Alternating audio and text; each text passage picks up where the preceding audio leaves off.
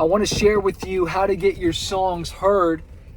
One way I'm getting my music heard right now is I just started a new Spotify ad. If you've not started a Spotify ad, you can go to ads.spotify.com. They actually sent me an email today with $125 credit. I had to spend $250, so they covered half of my ad budget. And the way I'm running that Spotify ad is that I'm running it targeting an artist that I have featured on the song. So I'm trying to get new fans to hear the song. I'm using a lyric video I made in the ad. You can either run a video or an audio ad. I chose to do a video ad. We'll see what the clicks are like there. And I'm having them go to a page I created with DistroKid, which for free, which allows them to give me their name and email and pre-save the song on Spotify.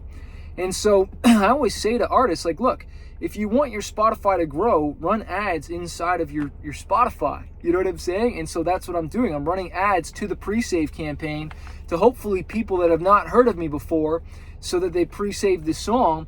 And I think the most pre-saves I've ever had of a song is 56. I think the most streams I've had in a song in one day was 18,357. So my goal for this song is to get at least 20,000 streams in the first day. And so I'm doing that by running Spotify ads to get my music heard, right? I'm running Facebook ads to this pre-save campaign, okay, to get my music heard to new people. I'm using a video as well. I like videos because that way they can hear the music, they can see you, and they can connect with you. And what I love about this pre-save is that it's collecting their name and email address. I'm getting their emails, man. And the email is the most priceless thing, man. You want to be building that email list. I've talked about this so many times. Go to smartmusicbusiness.com/free funnel, where I talk about building an email list and using Active Campaign is what I use. But those are just a couple things I'm doing to get my music heard. But you better believe that the person that I did this song with, I'm going to get them to promote the song. So that's how I'm going to get my music heard. I've already paid for the feature, right? So they're going to promote it. They've also pitched it to the release radar on Spotify. If you go to artist.spotify.com, inside your artist dashboard, you're able to pitch your songs to the editorial playlists. So I've pitched my song. He's pitched his song. I'm running Facebook and Instagram ads, right? I'm going to have a premiere of the video. And once the video is released, I'm going to run YouTube ads to the video targeting this artist's fan base. Why am I doing all this? Because I want my music to get heard. I have goals. And the first thing you can do as an artist is set a goal. Like, how are you going to judge your songs getting heard? Well, me, it's how many streams I get in my day. That's going to be one of the main goals, and how many pre-saves I can get. Well, if the most pre-saves I've ever gotten is 56, I'm hoping with all these ads and stuff that let's go for 100. You know, let's almost double it. Let's go 100, maybe even 112 pre-saves of this new song. And then that way, hopefully that'll get even way more streams the first day. Having a feature, tapping into that. These are ways I'm getting my songs heard. Now, let alone the Facebook and Instagram ads. They might listen to the music. They might go download it on iTunes, Apple. They might go to Amazon. I don't know how they're going to go here. It depends on the listener, right? But you need to gauge and measure, is this working or not? Are you growing? Have you taken the time to look at your numbers? You know, I lost weight this year because I was looking at the numbers. I was 160 something. I'm now 140 something. I lost weight. I was measuring. Well, I want to go up with my numbers. I want 20,000 plus streams of this song. I want 1 million monthly listeners. I'm looking at that too. How many listeners do I have? Right? And this all impacts the royalties. This impacts the bottom line. But I'm not even concerned about the ROI here. Like, I haven't even talked about like, oh, well, what's your ROI on that? What's your return on investment? How much money did you make back, Chris? Well, I'm not even worried about that because I'm just focused on the goal right now. I'm just focused on growing. And then I know when I'm growing, people are going to continue to stream because I know the lifetime value of a customer.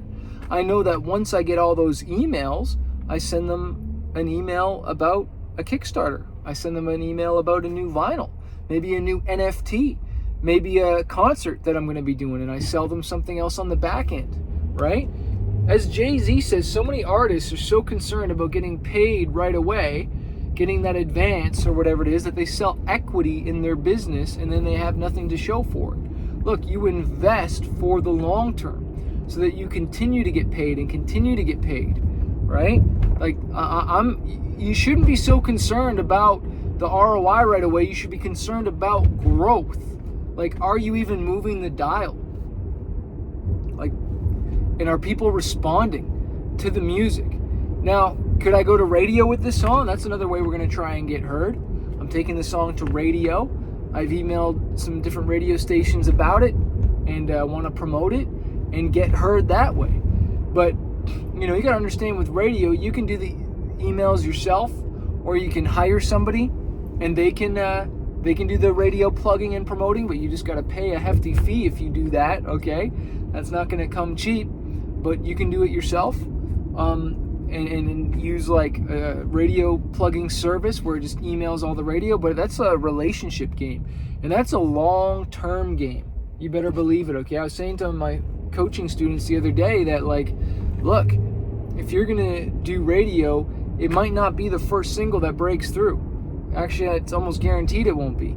It might be the second, it might be the third, heck, it might be the fourth or the fifth single where you finally even hit the charts, or you finally start really getting some momentum because you've built relationships with these radio stations. You could go on tour. That's a way to get heard.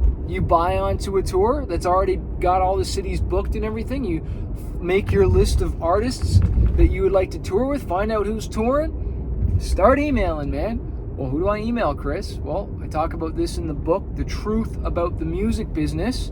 Okay, there's a whole chapter in there about emailing people. You either email the booking agent, the manager, the artist yourself, the label they're on. Hey, I'm willing to buy on, man. I want to get in front of some eyeballs and some ears. I want to get in front of your fan base.